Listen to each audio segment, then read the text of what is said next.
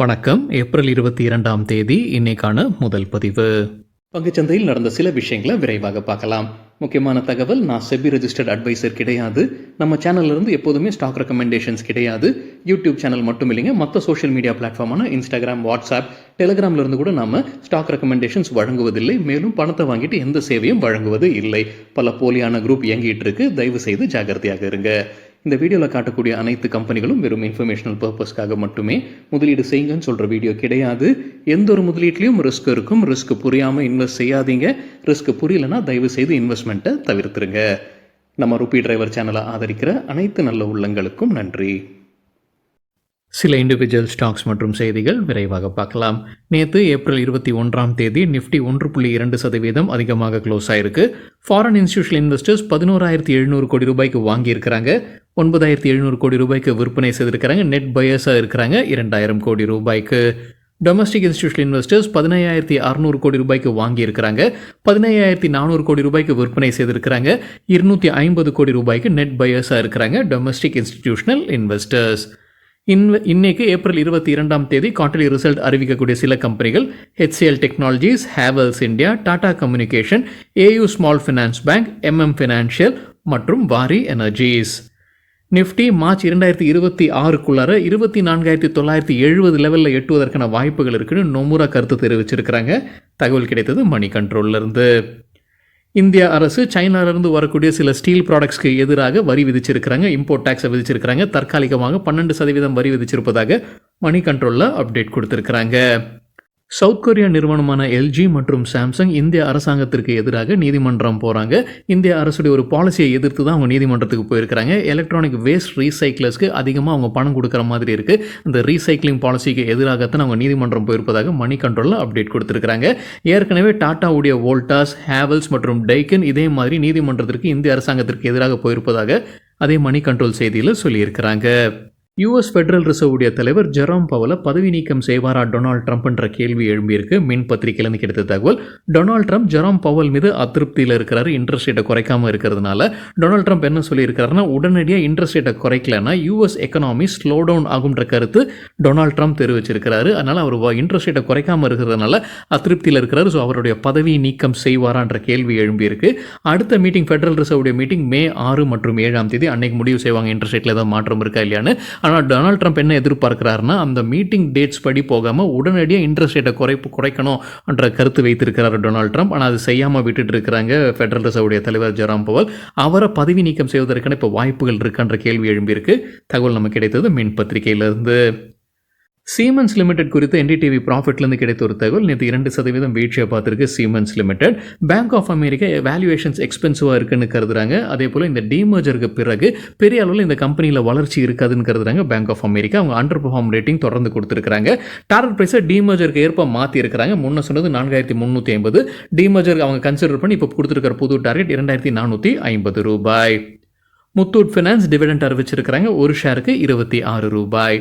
DCX systems தரப்புல ஒரு update இருக்குது. நேற்று நல்லா பர்ஃபார்ம் பண்ணியிருந்திருக்கிறாங்க கம்பெனியுடைய ஷேர் ப்ரைஸ். ஜாயிண்ட் வெஞ்சர் அவங்க அறிவிச்சிருக்கிறாங்க. இஸ்ரேல் நிறுவனமான எல்டா சிஸ்டம்ஸுடன் தான் ஒரு ஜாயிண்ட் வெஞ்சர் அமைக்கிறாங்க. இந்தியாவில் அவங்க சில பிஸ்னஸ்க்காக, எந்தெந்த பிஸ்னஸ்க்காக, airborne maritime radar systems, fire control radar சிஸ்டம்ஸ்க்காகத்தான் இந்த ஒப்பந்தம்னு சொல்லியிருக்கிறாங்க DCX systems. Oriental rail infrastructure தரப்பு ஒரு அப்டேட் இருக்குது. ICF integral coach factory Chennai கிட்ட ஒரு ஆர்டர் கிடச்சிருக்கு. 1.5 கோடி ரூபாய். கொனாட் இன்ஜினியர்ஸ் தரப்பு ஒரு அப்டேட் இருக்குது. கம்பெனிக்கு ஒரு சிவில் ஒர்க்கான ஆர்டர் கிடச்சிருக்கு. 7.49 கோடி ரூபாய். யார்கிட்ட இருந்து? சிலாக்ஸ் India private limited, Dahej. Devyani international குறித்து எக்கனாமிக் டைம்ஸ்லேருந்து கிடைத்த ஒரு தகவல். தேவயானி இன்டர்நேஷனல் இந்தியாவில் சில இடங்களில் KFC, பிஸா ஹட் மற்றும் கோஸ்டா காஃபி நடத்தக்கூடிய நிறுவனம். என்ன அப்டேட் எக்கனாமிக் டைம்ஸில் கொடுத்துருக்காங்க? அவங்க ஸ்கைகேட் ஹாஸ்பிட்டாலிட்டியில் கண்ட்ரோலிங் ஸ்டேக் வாங்குவதற்கான வாய்ப்புகள் இருக்குது. ஏப்ரல் 24ஆம் தேதி இது குறித்து முடிவெடுக்க இருக்கிறாங்க. ஸ்கைகேட் ஹாஸ்பிட்டாலிட்டி கைவசம் இருக்கக்கூடிய ஒரு பிராண்டு தான் Biryani By Kilo. Tata Consumer Products குறித்து CNBC TV 18லேருந்து கிடைத்த ஒரு தகவல். 30 அனலிஸ்ட் கவரேஜ் கொடுத்துருக்காங்க இந்த நிறுவனத்திற்கு. 25 பேர் பை ரெக்கமெண்டேஷனும், 4 பேர் ஹோல்ட் ரெக்கமெண்டேஷனும், ஒருத்தர் செல் ரெக்கமெண்டேஷன் கொடுத்துருக்குறாங்க. பேங்க் ஆஃப் பரோடாவுடைய ஷேர்ஸை life insurance corporation of India வாங்கியிருக்கிறாங்க. ஸ்டேக்கை உயர்த்துறாங்க. 5%லேருந்து 7% உயர்த்தி இருக்கிறாங்க. ஓலா டெக் சொல்யூஷன்ஸ் தரப்புல வந்து அப்டேட் இருக்குது. ஒரு ஆர்டர் கிடைக்குது அவங்களுக்கு. அதோடைய மதிப்பு 449.9 மில்லியன் ரூபாய். யார்கிட்டதுன்றது சொல்லலை. டெலிகம்யூனிகேஷன்ஸை சார்ந்த ஒரு நிறுவனம் மட்டும் தான் சொல்லியிருக்கிறாங்க ஓலா டெக் சொல்யூஷன்ஸ். ஏர்டெல் தரப்பில் வந்து ஒரு அப்டேட் இருக்குது. ஏற்கனவே அவங்க ஸ்பேமுக்கு எதிராக சில விஷயங்கள் செய்துட்டு வராங்க. ஏஐயை பயன்படுத்தி ஸ்பேமாக இல்லையா அப்படின்றத அலர்ட் பண்ண ஆரம்பிச்சிருக்கிறாங்க. இப்போ புதிதாக என்ன அப்டேட் கொடுக்குறாங்கன்னா, இன்டர்நேஷ்னல் கால்ஸ் எஸ்எம்எஸ்எஸ் அதுலேயும் ஸ்பேம் இருக்கா அப்படின்றது கண்டறிய மாதிரி அந்த ஃபெசிலிட்டியும் இப்போ கொண்டு வந்திருப்பதாக சொல்லியிருக்கிறாங்க. கூடுதலாக மற்றொரு அப்டேட் என்னென்னா, அந்த டிஸ்பிளேல வரக்கூடிய மொழி இப்போ வட்டார மொழியும் சேர்த்துருக்கிறாங்க. 9 வட்டார மொழியை ஏற்கனவே சேர்த்துருக்கிறாங்க. மேலும் சில வட்டார மொழியை சேர்க்க இருப்பதாக சொல்லியிருக்கிறாங்க ஏர்டெல். இப்போ அவங்க அந்த ஏஐ சார்ந்த அந்த டெக்னாலஜி அவங்க கொண்டு வந்ததற்கு பிறகு 27.5 பில்லியன் கால் ஸ்பேமாக அவங்க அலர்ட் கொடுத்துருக்குறாங்க அவங்களுடைய கஸ்டமர்ஸ்க்கு. ஆஷிஷ் கச்சோலியா பிரபல இன்வெஸ்டர். 5 ஸ்மால் கேப்ஸில் அவர் முதலீடு செய்திருக்கிறாரு. Q4 மார்க்கெட் கீழே போகும்போது இது செய்திருப்பதாக எக்கனாமிக் டைம்ஸில் தகவல் கொடுத்துருக்குறாங்க. தாமஸ் ஸ்காட் அப்படின்ற ஒரு கம்பெனி, அதில் கச்சோலியா 2.4% ஸ்டேக் வாங்கியிருக்கிறாரு Q4. கான்கார்ட் கண்ட்ரோலில் 1.2%, ஸ்ரீ OSFME மொபிலிட்டியில் 3.6% ஸ்டேக் வாங்கியிருக்கிறாரு. காலிடெக் லேப்ஸில் 5% ஸ்டேக், குவாட்ரண்ட் ஃபியூச்சர் டெக்கில் 1.9% ஸ்டேக் வாங்கியிருக்கிறாரு Ashish Kacholia. Intellect design arena தரப்பு வந்து ஒரு அப்டேட் இருக்குது. கம்பெனிக்கு ஒரு கான்ட்ராக்ட் கிடைக்குது. USA சார்ந்த ஒரு வங்கிக்கிட்ட இருந்து ஒரு கான்ட்ராக்ட் கிடைக்குது. என்ன தொகைக்கு, என்ன எவ்வளோ ஆண்டுக்கு, அந்த தகவல் எதுவுமே அவங்க சொல்லலை. பேரே அவங்க வெளியிடலை. இது ஒரு மல்டி மில்லியன் டீல்னு மட்டும் சொல்லியிருக்கிறாங்க. ஜனவரி மாதத்தில் அதிகமாக சப்ஸ்கிரைபர்ஸை சேர்த்த அந்த டெலிகம்யூனிகேஷன் கம்பெனி வந்து ஏர்டெல் தான். NDTV ப்ராஃபிட் மற்றும் மணி கண்ட்ரோல்லேருந்து கிடைத்தது. ஜனவரி மாதத்திற்கான டேட்டா ட்ராய் வெளியிட்டிருக்கிறாங்க. அதுலேருந்து கிடைத்த தகவல், ஏர்டெல்லில் புதிதாக சேர்ந்திருக்கக்கூடிய சப்ஸ்கிரைபர்ஸுடைய எண்ணிக்கை 16.5 லட்சம். ஜியோவில் புதிதாக வந்திருக்கக்கூடிய சப்ஸ்கிரைபர்ஸுடைய எண்ணிக்கை 6.86 லட்சம் யூசர்ஸ். எதிர்பார்க்குற மாதிரியே வோடஃபோன் ஐடியாலேருந்து சப்ஸ்கிரைபர்ஸ் வெளியேறியிருக்கிறாங்க. 13.4 லட்சம் சப்ஸ்கிரைபர்ஸ் வெளியேறியிருக்கிறாங்க ஜனவரி மாதத்தில். BSNL-லேருந்து 1.52 லட்சம் சப்ஸ்கிரைபர்ஸ் வெளியேறியிருக்கிறாங்க ஜனவரி மாதத்தில். மார்க்கெட் ஷேர் படி யாருக்கு அதிகமாக இருக்குது? ரிலையன்ஸ் ஜியோ எதிர்பார்த்த மாதிரி அதிகமாக மார்க்கெட் ஷேர் அவங்க கைவசம் தான், 40.46%. ஏர்டெல் கைவசம் 33.61%. வோடஃபோன் ஐடியா கைவசம் 17.89%. BSNL கைவசம் 7.95% மார்க்கெட் ஷேர் இருக்குது. ஹிமாத்ரி ஸ்பெஷாலிட்டி கெமிக்கல் டிவிடெண்ட் அறிவிச்சிருக்கிறாங்க. ஒரு ஷேருக்கு 60 பைசா. அதற்கான ரெக்கார்ட் டேட் பின்னர் அறிவிக்கப்படும்னு சொல்லியிருக்கிறாங்க கம்பெனி ஒரு முதலீடும் செய்திருக்கிறாங்க. அவங்க 100% ஸ்டேக் வாங்குறாங்க. எலிக்சர் கார்போ பிரைவேட் லிமிடெட்டில் 7.5 கோடி ரூபாய் முதலீட்டில். டிஷ்மன் கார்போஜன் அமிக்ஸ் தரப்பு வந்து அப்டேட் இருக்குது. சைனாவில் இருக்கக்கூடிய ஆலைக்கு சைனீஸ் அத்தாரிட்டிஸ் கிட்ட இருந்து அவங்களுக்கு இப்போது லைசன்ஸ் கிடைச்சிருக்கு. ட்ரக் மேனுஃபேக்சரிங் லைசன்ஸ் கிடைச்சிருக்குன்னு சொல்லியிருக்கிறாங்க. சைனாவுடைய நேஷனல் மெடிக்கல் ப்ராடக்ட்ஸ் அட்மினிஸ்ட்ரேஷன் கிட்ட இருந்து கிடைச்சிருக்குன்னு சொல்லியிருக்கிறாங்க. மேக்ரோடெக் டெவலப்பர்ஸ் லோதா பிராண்ட் வைத்திருக்கக்கூடிய கம்பெனி ஏப்ரல் 24 குவார்ட்டர்லி ரிசல்ட் வெளியிடுறாங்க. கூடவே டிவிடெண்ட் குறித்தான முடிவு எடுக்கப்படும்னு சொல்லியிருக்கிறாங்க Macrotech developers. Lotus chocolate company reliance industries உடைய நிறுவனம் குவார்ட்டர்லி ரிசல்ட் அறிவிச்சிருக்கிறாங்க. ரெவென்யூ ஃப்ரம் ஆப்ரேஷன்ஸ் 15,745 லட்சம் ரூபாய். போன வருடம் இதே குவார்ட்டரில் 6,581 லட்சம் ரூபாயாக இருந்தது. நெட் ப்ராஃபிட் 141 லட்சம் ரூபாய். போன வருடம் இதே குவார்ட்டரில் 400 லட்சம் ரூபாயாக இருந்தது. ஷில்சார் டெக்னாலஜிஸ் டிவிடெண்ட் மற்றும் போனஸ் அறிவிச்சிருக்கிறாங்க. டிவிடெண்ட் ஒரு ஷேருக்கு 12 ரூபாய் 50 பைசா. போனஸ் ஒரு ஷேர் கொடுக்குறாங்க. போனஸாக 2 ஷேர் வைத்திருந்தா ரெக்கார்ட் டேட் பின்னர் அறிவிக்கப்படும்னு சொல்லியிருக்கிறாங்க ஷில்சார் டெக்னாலஜிஸ்.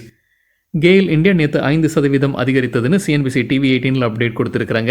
அதற்கு என்ன காரணம் சொல்லியிருக்கிறாங்கன்னா, நேச்சுரல் கேஸ் பைப்லைனுடைய டேரிஃப் அதிகரிக்கும்ன்ற எதிர்பார்ப்பு இருக்குன்னு சொல்லியிருக்கிறாங்க. அரசு சில சேஞ்சஸாக அறிவிப்பாங்க. அதோடைய பாகமாக இந்த கட்டணம் உயர்வையும் அறிவிப்பாங்கன்ற எதிர்பார்ப்பு இருக்குது. கெயில் இந்தியா பயன்பெறுவதற்கான வாய்ப்பு இருக்குன்னு CNBC TV18 சொல்லியிருக்கிறாங்க. CLSA கெயில் இந்தியாவுடைய ரேட்டிங்கை அப்கிரேட் பண்ணியிருக்கிறாங்க. ஹோல்டிலிருந்து அவுட் பர்ஃபார்மாக உயர்த்தி இருக்கிறாங்க. டார்கெட் ப்ரைஸும் உயர்த்தி இருக்கிறாங்க. 175 ரூபாய் முன்ன இருந்த டார்கெட், புது டார்கெட் 210. CLSA அவங்களுடைய ரிப்போர்ட்டில் என்ன சொல்லியிருக்கிறாங்கன்னா, அந்த டேரிஃப் ஹைக்கு எவ்வளோ இருக்குன்றதுக்கு அவங்க கணிச்சிருக்கிறாங்க. 20% 25% அதிகரிப்பதற்கான வாய்ப்பு இருக்குது. ஜூனுக்கு உள்ளார இந்த அறிவிப்பு வருவதற்கான வாய்ப்பு இருக்குன்னு CLSA கருதுறாங்க. பிரிகேட் என்டர்பிரைசஸ் தரப்பு வந்து அப்டேட் இருக்குது. பெங்களூருவில் ஜாயிண்ட் டெவலப்மெண்ட் அக்ரிமெண்ட்டில் கையெழுத்திடுறாங்க. 20 ஏக்கரில் அவங்களுடைய ஒரு ப்ராஜெக்டை அவங்க கொண்டு வராங்க. இது வழியாக 175 கோடி ரூபாய் கம்பெனிக்கு வருவாய் கிடைக்கும்னு சொல்லியிருக்கிறாங்க பிரிகேட் என்டர்பிரைசஸ். பிடி இன்ஜினியரிங் டிவிடெண்ட் அறிவிச்சிருக்கிறாங்க. ஒரு ஷேருக்கு 1 ரூபாய் 50 பைசா. வோடஃபோன் ஐடியாவுக்கு கேர் கொடுத்துருக்கிற கிரெடிட் ரேட்டிங்கை வெளியிட்டிருக்கிறாங்க. லாங் டேர்முக்கு அப்கிரேட் ஆகிருக்கு. BB+லேருந்து BBB- உயர்த்தப்பட்டிருக்கு. Outlook stable. ஷார்ட் டேர்முக்கும் ரேட்டிங் அப்கிரேட் ஆகிருக்கு. A4+லேருந்து A3 உயர்த்தப்பட்டிருக்கு. ஒரு கிரெடிட் ரேட்டிங்கை எப்படி புரிந்து கொள்ளலாம், அதிகபட்ச ரேட்டிங் என்ன, குறைவான ரேட்டிங் என்ன, லாங் டேர்ம் ஷார்ட் டேர்ம் அவுட்லுக்னா என்ன அப்படின்னு நம்ம வேறொரு வீடியோவில் டீட்டெயில்டாக பேசியிருக்கோம். அந்த வீடியோட லிங்க் இந்த வீடியோட டிஸ்கிரிப்ஷனில் இருக்குது.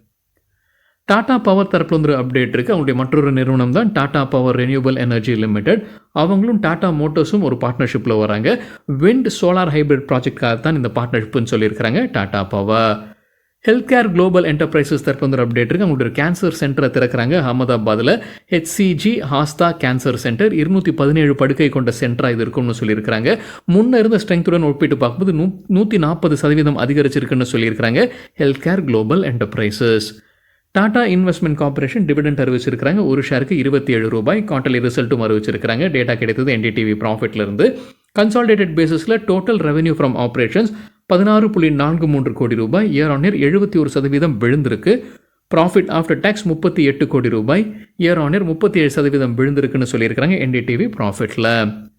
ஐசிஐசிஐ பேங்க்குக்கு MK global financial buy rating கொடுத்துருக்காங்க. எதிர்பார்க்குற டார்கெட் 1600. நேற்று க்ளோசிங்கிலிருந்து ஒப்பிடும்போது 13% அதிகரிப்பதற்கான வாய்ப்பு இருக்குது. ஹெச்டிஎஃப்சி பேங்க்குக்கு MK global financial buy rating கொடுத்துருக்காங்க. எதிர்பார்க்குற டார்கெட் 2200. நேற்று க்ளோசிங்கிலிருந்து ஒப்பிடும்போது 14% அதிகரிப்பதற்கான வாய்ப்பு இருக்குது. ஹெச்சிஎல் டெக்னாலஜிஸ் இன்றைக்கி குவார்ட்டர்லி ரிசல்ட் வெளியிடுறாங்க. அதற்கு முன்னாடி ஒரு முன்னோட்டம் மின் பத்திரிகையில் கொடுத்துருக்காங்க. என்ன எதிர்பார்க்கலாம்?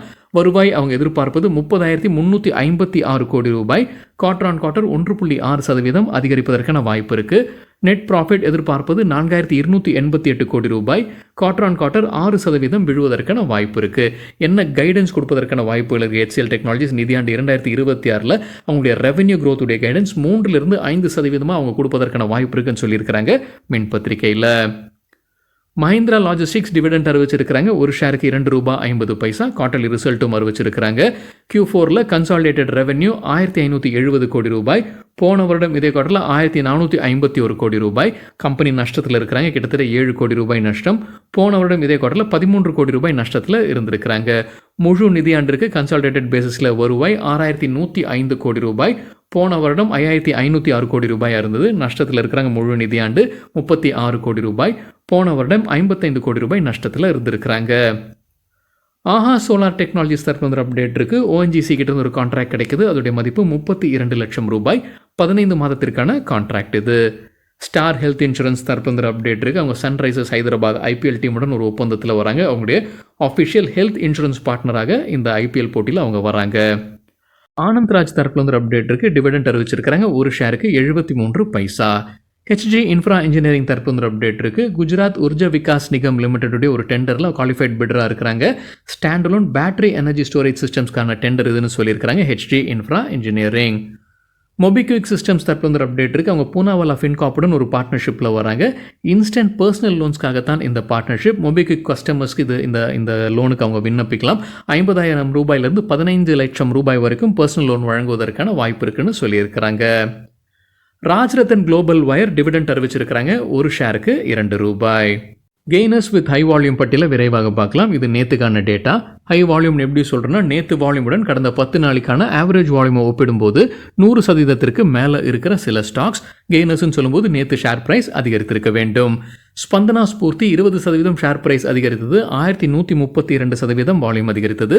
லிபர்ட்டி ஷூஸ் 20% ஷேர் ப்ரைஸும் 1640% வால்யூம் அதிகரிப்பு. SMS Life Science 16% share price உயர்ந்தது. 576% வால்யூம் அதிகரித்தது. முத்தூட் மைக்ரோமின் 15% ஷேர் பிரைஸும் 577% வால்யூம் அதிகரிப்பு. ஜஸ்ட் டயல் 12% அதிகரித்தது. ரிசல்ட் ரியாக்ஷனாக இருக்கலாம். 1974% வால்யூம் அதிகரிப்பு. இண்டோ நேஷனல் நிப்போ பிராண்ட் வைத்திருக்கக்கூடிய கம்பெனி 11% ஷேர் பிரைஸும் 200% வால்யூம் அதிகரிப்பு. டிசிஎக்ஸ் சிஸ்டம்ஸ் 11% ஷேர் பிரைஸ் உயர்ந்தது. 120% வால்யூம் அதிகரிப்பு. எஸ்எம்எல் இசுசு 10% ஷேர் பிரைஸும் 950% வால்யூம் அதிகரிப்பு. டாடா எலக்ஸி 9% ஷேர் பிரைஸ் உயர்ந்தது. ரிசல்ட் ரியாக்ஷனாக இருக்கலாம். 149% வால்யூம் அதிகரிப்பு. லூசர்ஸ் வித் ஹை வால்யூம் பட்டியலில் ஆர்கிட் பிளை டெக்கார் 5% வீழ்ச்சி, 337% வால்யூம் அதிகரிப்பு. ஸ்கை கோல்ட் 5% சரிந்தது, 3140% வால்யூம் அதிகரிப்பு. E2E நெட்வொர்க்ஸ் 5% வீழ்ச்சி, 360% வால்யூம் அதிகரிப்பு. அவாந்தி ஃபீட்ஸ் 5% சரிந்தது, 100% வால்யூம் அதிகரிப்பு. கிரி இண்டஸ்ட்ரீஸ் 4% வீழ்ச்சி, 189% வால்யூம் அதிகரிப்பு. சரிங்க, இதுதான் சில விஷயங்கள் என்னுடைய பார்வைக்கு எட்டியது. நன்றி, வணக்கம்.